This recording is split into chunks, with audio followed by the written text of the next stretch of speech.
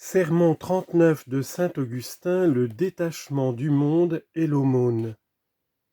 Ecclésiastique chapitre 5 versets 8 et 9. Frères, nous l'avons entendu, le Seigneur nous dit par l'organe du prophète, ne tarde point de te convertir à Dieu et ne remets point de jour en jour, car sa colère viendra soudain et il te perdra au moment de la vengeance. Il t'a promis qu'au jour de ta conversion, il oublierait tous tes péchés passés. Mais a-t-il promis que tu vivras demain? Ou bien, Dieu ne l'ayant pas promis, l'astrologue te l'aurait-il assuré pour te faire condamner avec lui? Il est utile que Dieu ait laissé dans l'incertitude le jour de la mort. Chacun doit méditer avec avantage sur son dernier jour. C'est par miséricorde que le Seigneur cache à chacun le moment où il mourra, et si l'on ignore le dernier, c'est pour que l'on sanctifie tous les jours. Mais le monde fait obstacle, partout il flatte et il attire.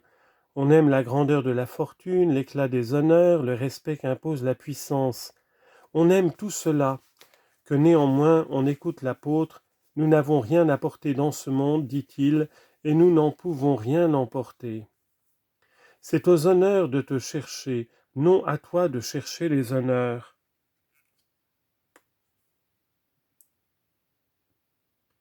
Car tu dois prendre la dernière place afin que celui qui t'a invité te fasse monter à une place plus honorable. Luc 14, 10. S'il ne le fait pas, mange où tu es, puisque tu n'as rien apporté dans ce monde. Est-ce peu pour toi de manger le bien d'autrui? Reste donc en quelque lieu que ce soit et mange. Tu diras, je mange mon bien. Écoute l'apôtre, nous n'avons rien apporté dans ce monde. En y venant, tu as trouvé une table servie, mais au Seigneur appartient la terre et tout ce qu'elle renferme. Psaume 23, verset 1. Ceux, en effet, qui veulent devenir riches, dit l'apôtre, il ne dit pas ceux qui sont riches, mais ceux qui veulent le devenir. C'est la passion qu'il condamne, non la richesse. Ceux qui veulent devenir riches tombent dans la tentation et dans beaucoup de désirs inutiles et nuisibles qui plongent les hommes dans la ruine et la perdition. Tu aimes l'argent et tu ne crains pas cela? C'est une bonne chose que la fortune, une bonne chose qu'une grande fortune. Mais il tombe dans la tentation. Tu ne crains pas? Il tombe dans beaucoup de désirs inutiles et nuisibles. Tu n'as point peur? Crains où mènent ces désirs. Et où mènent-ils? Ils plongent les hommes dans la ruine et la perdition. Et tu restes sourd? Tu ne crains pas la ruine et la perdition? Dieu tonne si fort et tu dors si profondément? À ceux qui sont déjà riches, l'apôtre donne encore un conseil.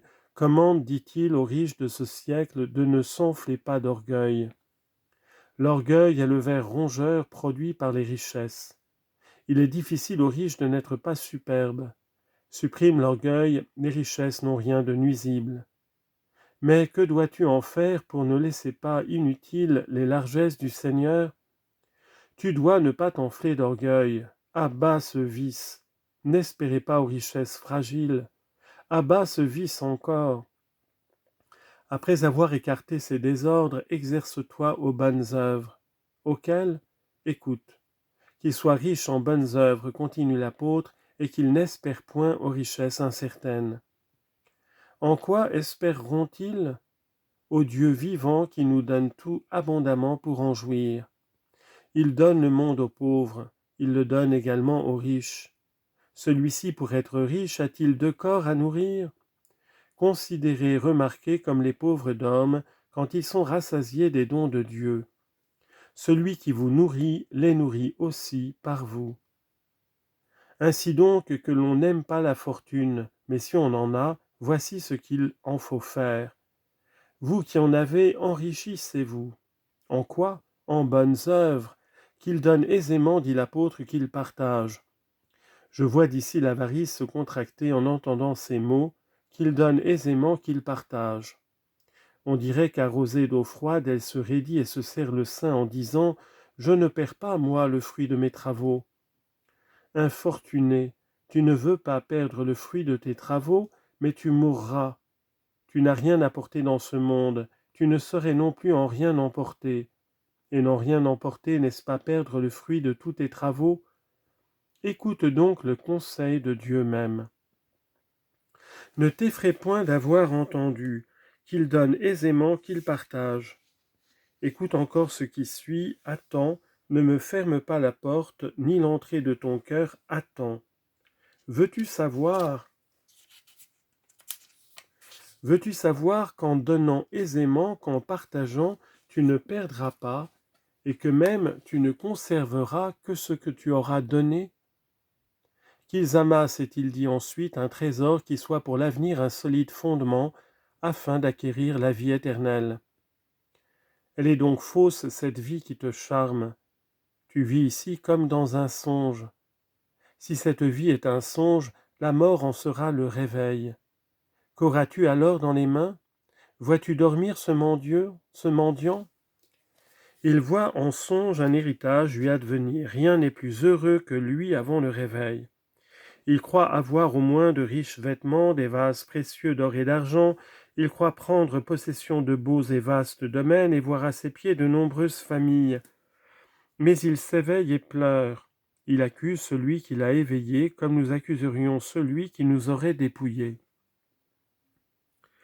Un psaume parle manifestement de ceux-ci. Ils ont dormi leur sommeil, dit-il, et tous ces hommes de richesse n'ont rien trouvé dans leurs mains. 1 Timothée 6, 7 et 19, psaume 75, verset 6.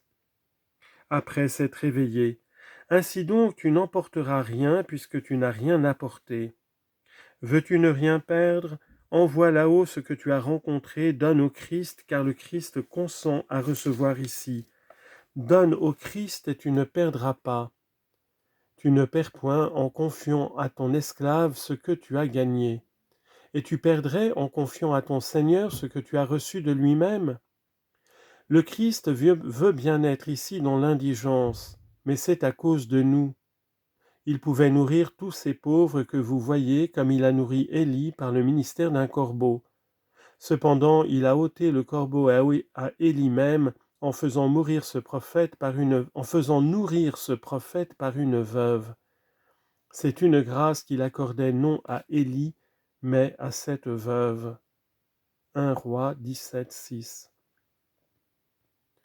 Ainsi donc, quand Dieu fait des pauvres en ne voulant pas qu'ils possèdent, quand Dieu fait des pauvres, il éprouve les riches, car il est écrit, « Le pauvre et le riche se sont rencontrés. » Où se sont-ils rencontrés? Dans cette vie. L'un est né, l'autre aussi.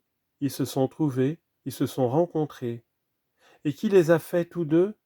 Le Seigneur. Confère Proverbe 22, 2. Il a fait le riche pour aider le pauvre, et le pauvre pour éprouver le riche. Que chacun agisse selon ses moyens. Nous ne disons pas qu'on aille jusqu'à se mettre à la gêne. C'est ton superflu dont un autre a besoin. Vous avez entendu tout à l'heure, quand on lisait l'Évangile, « Quiconque donnera à l'un de ces petits un verre d'eau froide à cause de moi ne perdra pas sa récompense. » Matthieu 10, 42.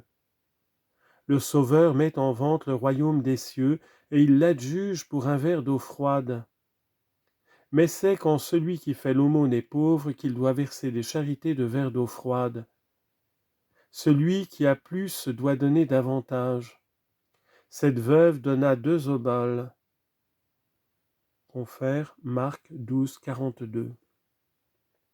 Zachée donna une moitié de tous ses biens et il réserva l'autre moitié pour réparer ses injustices. Confère Luc 19, 8. L'aumône profite à qui a changé de vie. Quand en effet tu donnes au Christ indigent, c'est pour racheter tes péchés passés.